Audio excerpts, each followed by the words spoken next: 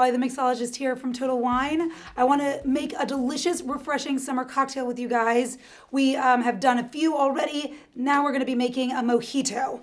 Now there are a couple little tricks to a mojito. One of them is using fresh mint. That's going to make a really big difference. And picking your mint helps you save money and have a great garnish. So I like to separate out my leaves, as you can see here, from my beautiful sexy mint sprigs. So I keep my sprigs on a little cup with soda water and maybe a little ice cube. That's going to keep them super verdant and vibrant and fresh. And then I have my leaves ready for muddling.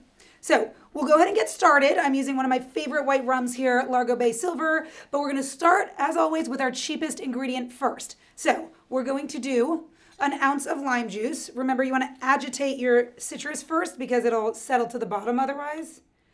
And then, like we've talked about before, we're going to muddle with just our citrus. So, grab a nice little healthy handful here of your mint leaves.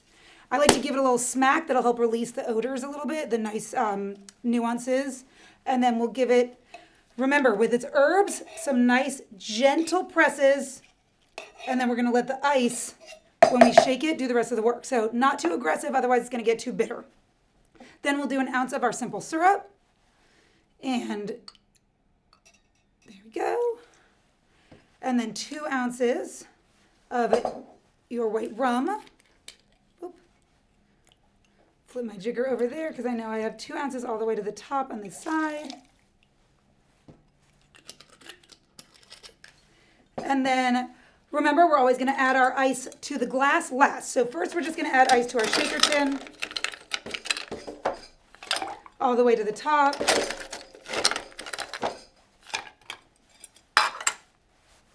Give it a nice seal.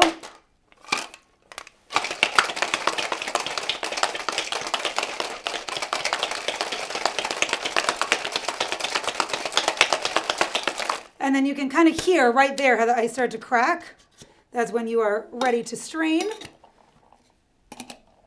Right into our glass here. Beautiful color there.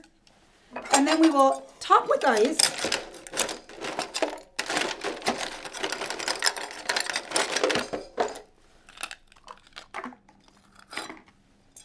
And a little splash of soda water. Give it a little stir to incorporate that all. I like to have an ice cube kind of floating over the top like that. I think it makes it look very sexy. You're going to give your mint a nice smack, get that water off of it, but also help open up the particles as well. Tuck it in there so it looks lovely and furled. And then when you garnish with your mint, you want to tuck your straw right behind it so that you're kind of smelling the mint as you sip it. And there you have it. Cheers.